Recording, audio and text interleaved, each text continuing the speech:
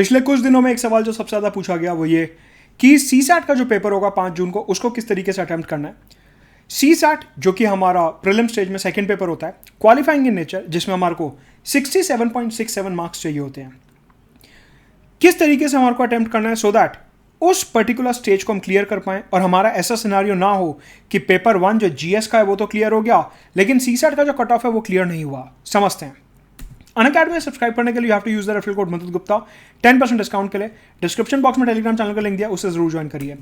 Unacademy पे इस बार 178 plus toppers UPSC 2021 में ऑल्सो मेंस मेंटरशिप प्रोग्राम शुरू हो रहा है 5 जून के बाद। प्रीलिम्स देने के बाद जो प्री क्वालिफाई करेंगे उनके लिए mains mentorship programme for personalise guidance. Also Unacademy का प्राइस हाइक हो रहा है 8 जून को, so do subscribe to Unacademy.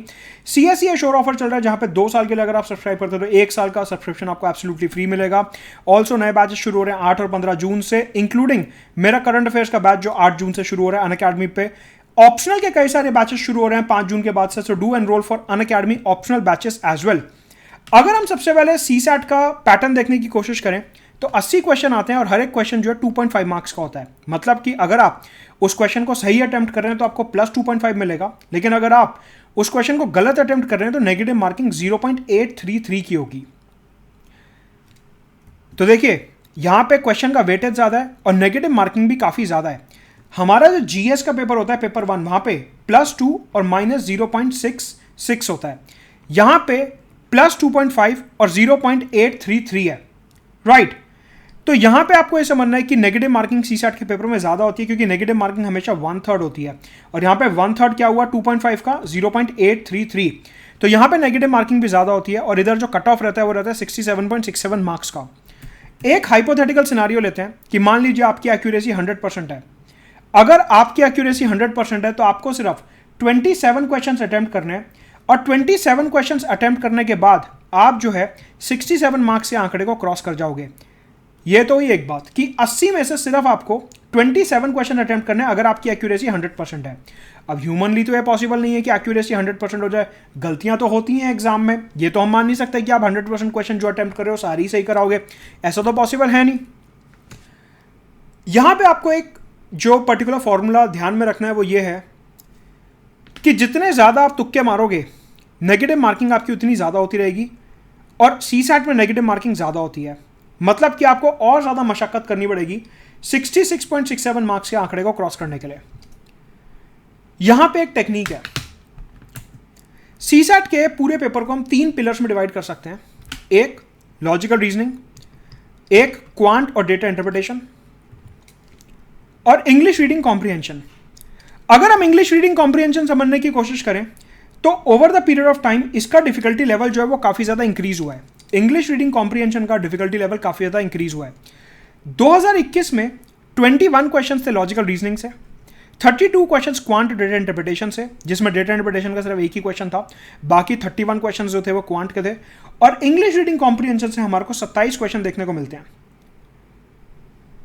English reading comprehension, logical reasoning, data interpretation और क्वांट, इन दोनों सेक्शंस में आपको एडवांटेज ये मिलता है कि सपोज करिए आपके क्वेश्चन का आंसर 2.5 आ रहा है तो वो आंसर 2.5 ही रहेगा। मतलब कि इन दोनों सेक्शंस में आपको एक फिक्स्ड आंसर मिलेगा जहां से आपको काफी ज्यादा श्योरिटी मिल जाएगी कि हां मैंने क्वेश्चन सही अटेम्प्ट करा है। इंग्लिश रीडिंग कॉम्प्रिहेंशन आजकल ऐसा हो गया है कि वहां पे हर एक लाइन के मल्टीपल इंटरप्रिटेशंस पॉसिबल हैं और क्योंकि हर एक लाइन के मल्टीपल इंटरप्रिटेशंस पॉसिबल हैं उसकी वजह से एस्पिरेंट्स को यहां पे काफी ज्यादा मुश्किल आ रही है ऑप्शंस को अटेम्प्ट करने में, ऑप्शंस को सही या गलत मार्क करने में। जब भी आप सीसैट का पेपर अटेम्प्ट करने बैठो सबसे पहले कोशिश करो, आप में से जिनका मैथ्स वीक है सबसे पहले कोशिश करिए कि लॉजिकल रीजनिंग अटेम्प्ट करें। यहां पे देखिए 21 क्वेश्चन आते हैं, अगर आप यहां पे 15 क्वेश्चन भी सही कर पाते हैं तो आपका काफी यहां पे मदद होगा। कहने का मतलब है कि लॉजिकल रीजनिंग एक ऐसा टॉपिक है जहां पे आपकी एक्यूरेसी बहुत हाई होनी चाहिए क्योंकि यहां पे कोई बहुत ज्यादा रॉकेट साइंस वाले सवाल नहीं आते। क्वांट और डीआई, अब जिन लोगों का मैथ्स वीक है उन्हें लगता है कि क्वांट और डीआई जो है ये तो हमसे टच भी नहीं होगा, ऐसा नहीं होता। क्वांट और डीआई में सारे क्वेश्चन मुश्किल नहीं आते, मुश्किल क्वेश्चन आते हैं। मैं ये नहीं कह रहा कि सारे क्वेश्चन आसान होते हैं, लेकिन मोस्टली क्वेश्चन आसान होते हैं। कुछ क्वेश्चन ऐसे होते हैं जिन्हें आप टच नहीं कर सकते, उनको छूने की जरूरत भी नहीं है क्योंकि अल्टीमेटली आपको 80 के 80 क्वेश्चन अटेम्प्ट नहीं करने हैं।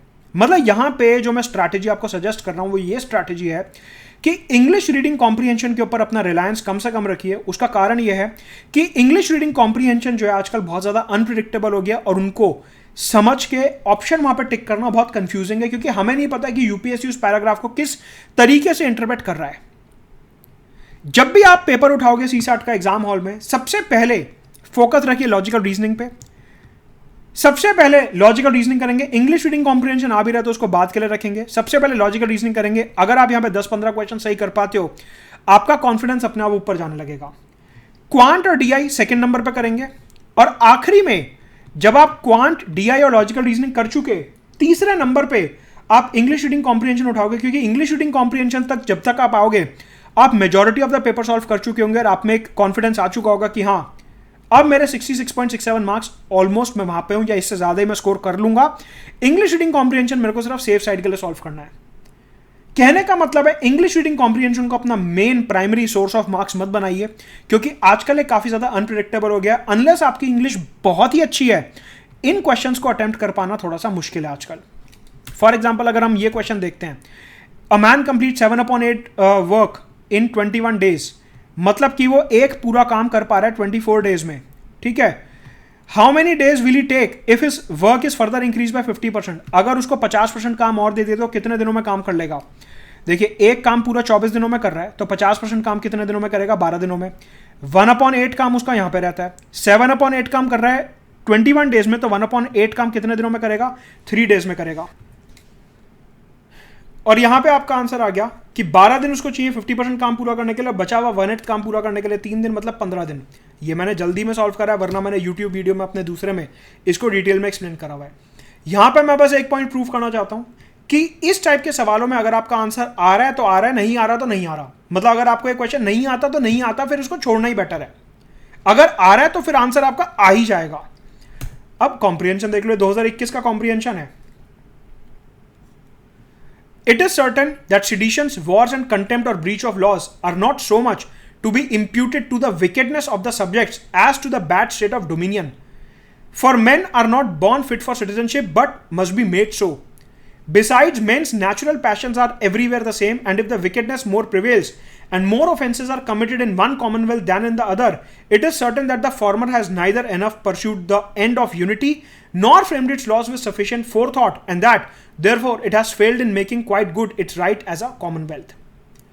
अगर आपकी इंग्लिश अच्छी है तो आप आसानी से समझ जाओगे कि यहां पे वो बेसिकली बात कर रहा है कि सब्जेक्ट्स जो है वो बड़े चालाक होते हैं। स्टेट जो है वो कानून अगर ठीक से बनाएगी तो ही वो चालाकी नहीं कर पाएंगे, अदरवाइज वो चालाकी करेंगे।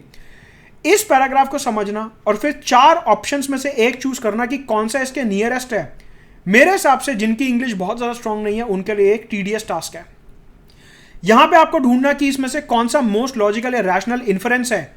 यह पूरा का पूरा डिपेंड करता है यूपीएससी के इंटरप्रिटेशन पे कि आप किस तरीके से पैराग्राफ इंटरप्रेट कर रहे हो। तो अगेन इट वुड डिपेंड कि आप किस तरीके से पूरा पैराग्राफ पढ़ के उसे इंटरप्रेट कर रहे हो, राइट। कहने का मतलब है कि मेरे हिसाब से जब आप परसों सीसैट का पेपर देने बैठेंगे तो सबसे पहले आपको लॉजिकल रीजनिंग करनी चाहिए। वहां पर मैक्सिमम क्वेश्चन अटेम्प्ट करिए और ट्रैक रखिए कि आप कितने क्वेश्चन अटेम्प्ट कर चुके हैं। उसके बाद क्वांट और डीआई करिए और आखिरी में English reading comprehension, because UPSC का नेचर ऑफ क्वेश्चन जो है वो यहाँ पे काफी ज्यादा टफ हो गया है, कॉम्प्रिहेंशन में पर्टिकुलरली, राइट।